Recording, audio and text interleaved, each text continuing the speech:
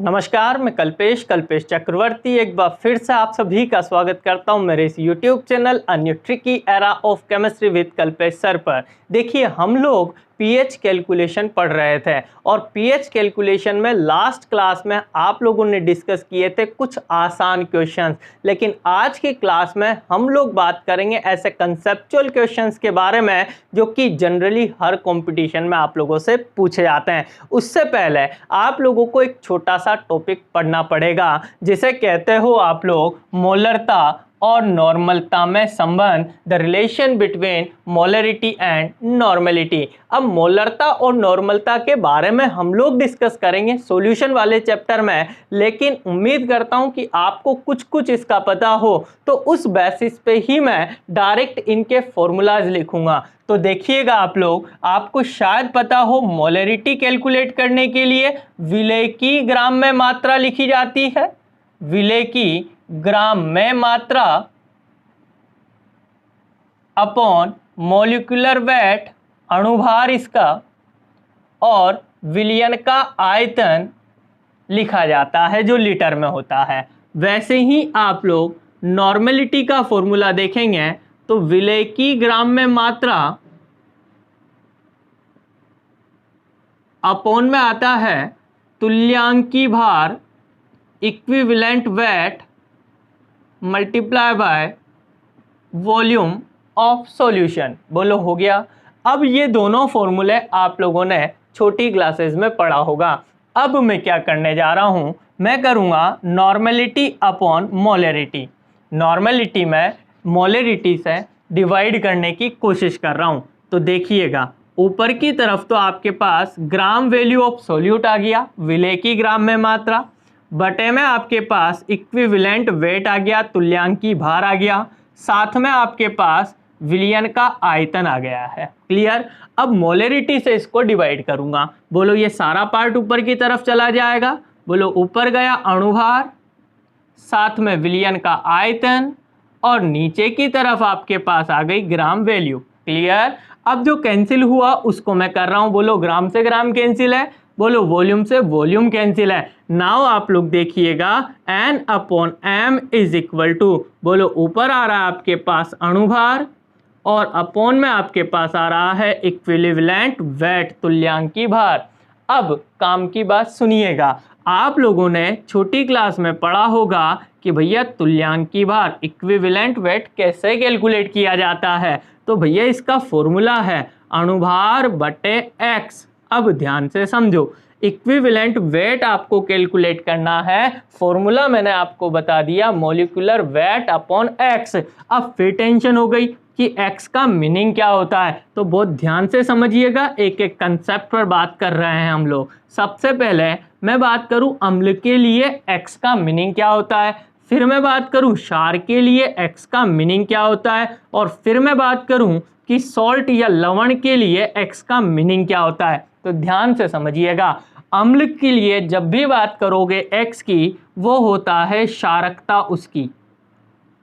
अब आप लोग कहेंगे क्षारकता का मीनिंग क्या है, तो पढ़िए मेरी अम्ल क्षार अवधारणा एसिड बेस कंसेप्ट का फर्स्ट लेक्चर, जिसमें आप लोगों ने आरएनएस को पढ़ा था। क्लियर। अम्ल द्वारा त्यागे गए H+ आयनों की संख्या उसकी क्षारकता कहलाती है। क्लियर। दूसरी बात, क्षार के लिए X का मतलब उसकी अम्लता से होता है, बोले तो उसके द्वारा त्यागे गए OH- आयन की संख्या से होता है। और लवण या सॉल्ट के लिए जब आप बात करो तो धनायन पर, ध्यान दीजिएगा, धनायन पर उपस्थित आवेश की बात होती है। बहुत अच्छी लाइनें हैं भाई, ध्यान दीजिएगा। सबसे पहले x की बात करी तो x क्या है, अम्ल के लिए उसकी क्षारकता, क्षार के लिए उसकी अम्लता, और लवण के लिए धनायन पर उपस्थित आवेश। विद एग्जाम्पल समझाऊंगा, ध्यान से देखिएगा। जैसे मुझसे कोई यूं कह रहा है कि HCl का आप लोगों को इक्विवेलेंट वेट तुल्यांकी भार ज्ञात करना है, तो फर्स्ट ऑफ ऑल मुझे उसका अणुभार ज्ञात करना पड़ेगा। अणुभार निकालो। अणुभार निकालना आपको आता होगा। सभी परमाणुओं के परमाणु भारों को यदि आप जोड़ देते हो तो जो निकल के आएगा वो अणुभार होगा। आप लोग देखें, हाइड्रोजन और क्लोरीन दो परमाणु हैं यहाँ पर। हाइड्रोजन का परमाणु भार 1 होता है, क्लोरीन का परमाणु भार 35.5 होता है। याद हो गया होगा। अपोन में बोलो x आएगा। अब देखो HCl एसिड होता है ना, एसिड के लिए x का मतलब उसकी क्षारकता से होता है। बोलो HCl की क्षारकता कितनी होती है? 1। दैट मीन्स ये एक ही H प्लस आयन डोनेट कर सकता है, तो डिवाइडेड बाय 1 बोलो 110%, 36.5 ही आएगा। मतलब इसका अणुभार और तुल्यांकी भार दोनों बराबर है। क्लियर। लेकिन अब देखिएगा सेकंड एग्जांपल, H2SO4 का इक्विवेलेंट वेट आप लोगों को कैलकुलेट करना है। अगेन वही बात, आपको पहले मॉलिक्यूलर वेट निकालना पड़ेगा। कैलकुलेट करें। हाइड्रोजन का परमाणु भार 1 होता है भाई, कितनी बार है? बोलो 2 बार है। क्लियर। सल्फर का परमाणु भार बोलो 32 होता है, 32, प्लस ऑक्सीजन का 16 होता है, मल्टीप्लाई बाय 4 बोलो आ गया, डिवाइडेड बाय बोलो कितना करूंगा? H2SO4 का क्षारकता की जब आप लोगों ने आर्रेनियस थ्योरी में बात करी थी तो बोलो H2SO4 की क्षारकता कितनी होती है भाई? 2। बोलो आया क्या? अब आप लोग इन सब का सम करेंगे, दैट मीन्स 98 आ ही जाएगा। बैठ के करना आराम से।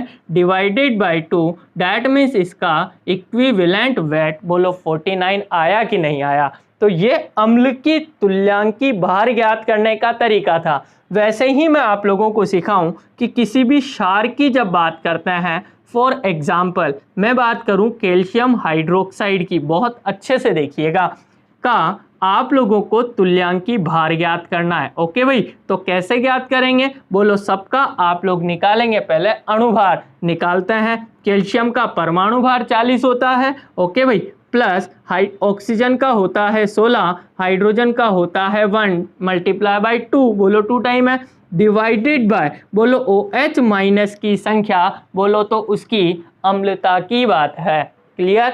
अब इसका मतलब 2 से डिवाइड करोगे, 17 हो गए, 17 दूनी 34 और 40 हो गए आपके पास 74, 74 डिवाइडेड बाय 2। क्लियर। देखो जैसे ही डिवाइड करोगे 37 इसका इक्विवेलेंट वेट आ जाएगा। बोलो दूसरी बात समझ में आ गई। लेकिन यही बात मैं करूं किसके लिए?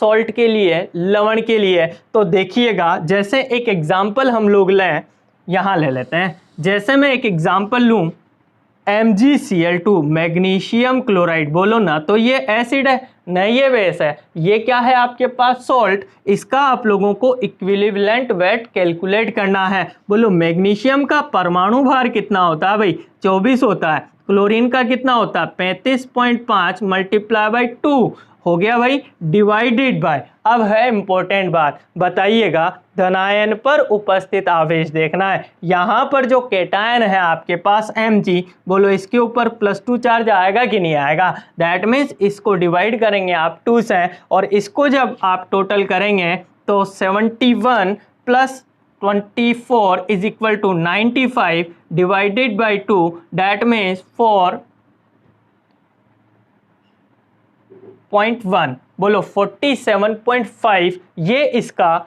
इक्विवेलेंट वेट आ गया है। मैंने अभी तक केवल और केवल आप लोगों को तुल्यांकी भार ज्ञात करना सिखाया है। तुल्यांकी भार कैसे निकाला? अणुभार बटे x से। Is that clear? अब मेरा जो रिलेशन चल रहा था वो बाकी है भाई। रिलेशन निकाल रहे हैं आप लोग नॉर्मलता और मोलरता के बीच। बहुत ध्यान से देखिएगा। आप लोगों ने तुल्यांकी भार ज्ञात करने का सूत्र पढ़ा, अणुभार बटे x, बोलो यहां रख दूं मैं, तो N/m इज इक्वल टू, बोलोगे ऊपर अणुभार है, क्लियर, नीचे बोलो अणुभार और फिर बटे में आएगा x, बोलो इधर लेके चला जाऊं, बोलो अणुभार से अणुभार कैंसिल हो जाएगा तो n इज इक्वल टू बोलो m इंटू एक्स आएगा कि नहीं आएगा?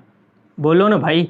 तो ये नॉर्मेलिटी, ये मोलरिटी और x का मतलब जान गए आप। अम्ल के लिए क्षारकता, क्षार के लिए अम्लता और लवण के लिए धनायन पर उपस्थित आवेश। रुक जाइएगा, इसको मैंने याद कर रखा है, नानी बराबर मम्मी इंटू एक्स। एक्स का मतलब आप लोग कॉमन सेंस लगाइएगा। मम्मी के जब तक आप नहीं थे क्या नानी की हिम्मत थी नानी बने? सोचिएगा आराम से। लेकिन ये अपना काम नहीं है। आप लोग देखें, हमें रिलेशन पता लग गया नॉर्मेलिटी और मोलरिटी के बीच। क्या है relation? Normality is equal to molarity into X. बस इतनी सी बात मुझे समझानी थी, जिसके लिए आप लोगों ने बहुत सारी चीज़ें सीख ली है। क्लियर हुई यहाँ तक की बात? अब ये रिलेशन पीएच कैलकुलेशन में कहाँ यूज में आता है देखिएगा ध्यान से। जैसे एक क्वेश्चन की मैं बात करूं, इसे साफ करते हैं तब क्वेश्चन लिखेंगे भाई। देखिएगा, जैसे मैं बात करूं एक क्वेश्चन की, बहुत अच्छा क्वेश्चन है। 0.001 m H2SO4 के जलीय विलयन की पीएच कैलकुलेट करनी है आपको। बहुत शानदार बात है।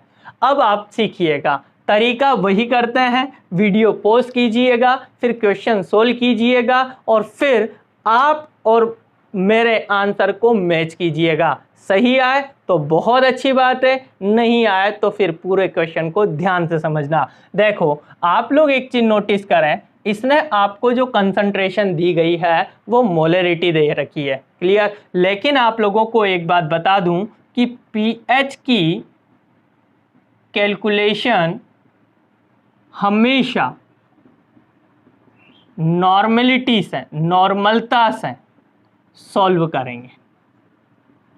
ध्यान देना इस बात को। मतलब पीएच की प्रॉब्लम हमेशा नानी से ही सोल्व करेंगे। मम्मी के बस की बात नहीं है भाई, नानी काम आएगी। लेकिन आपको यहाँ क्वेश्चन में मोलरिटी गिवन है। क्लियर? लेकिन अब आप क्या करोगे, इस मोलरिटी को नॉर्मेलिटी में कन्वर्ट करोगे। कैसे करोगे? क्योंकि अब आप लोगों को रिलेशन पता लग गया है, normality is equal to molarity into X. Am I right?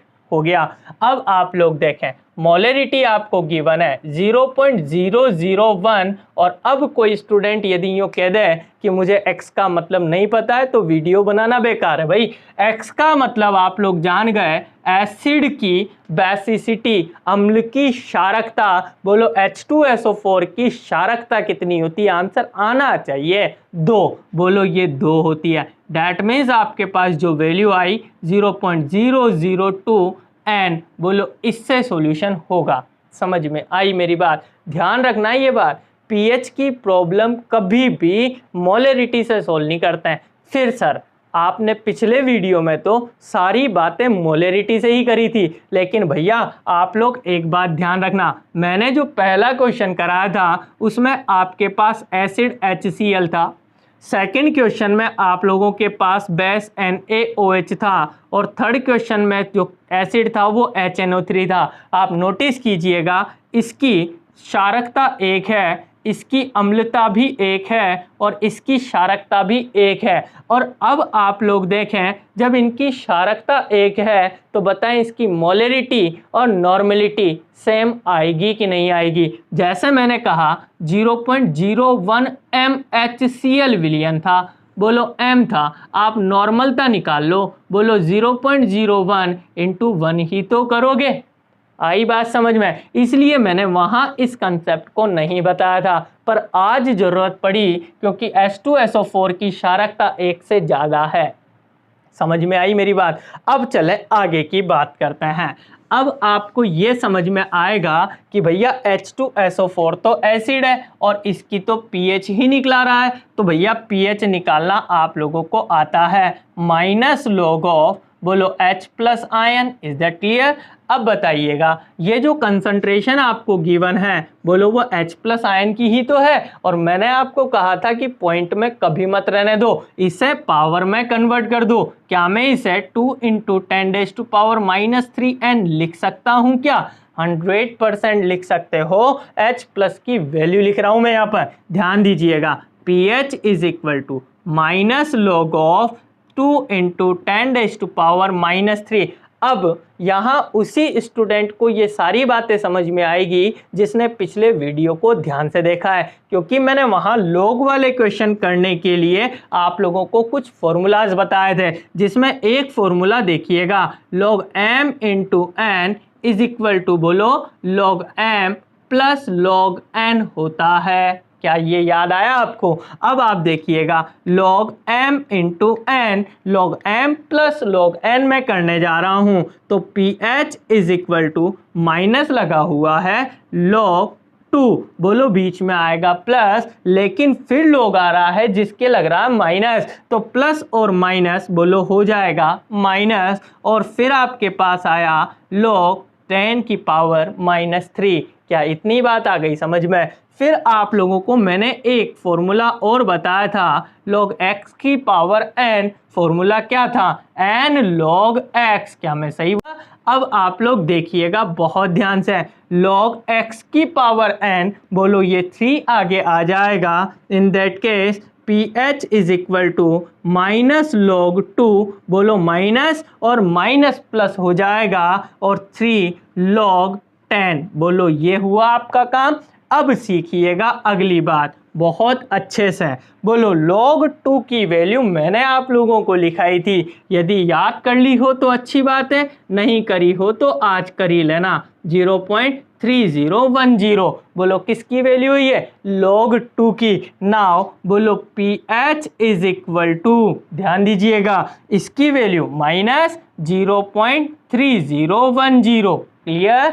फिर लग रहा है बीच में प्लस, और बोलो 3 और log 10 की वैल्यू बताइएगा 1 होती है। क्लियर?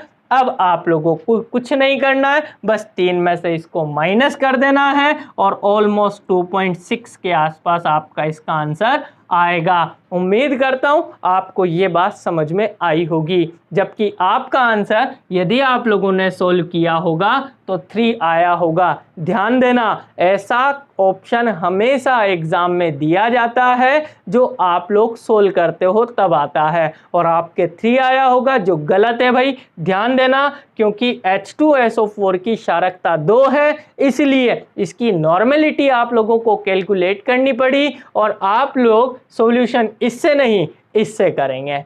क्यों? रीजन पूरे वीडियो में आपको समझ में आ गया होगा। बाकी आज के लिए बहुत बहुत धन्यवाद। वीडियो पसंद आए तो प्लीज़ लाइक दबाइएगा, उससे मुझे बड़ा अच्छा लगता है। ठीक है, बाकी जो भी लोग नए हैं वो चैनल को कीजिएगा सब्सक्राइब, ताकि वीडियोस और मिलती रहे आप लोगों को। Thank you very much.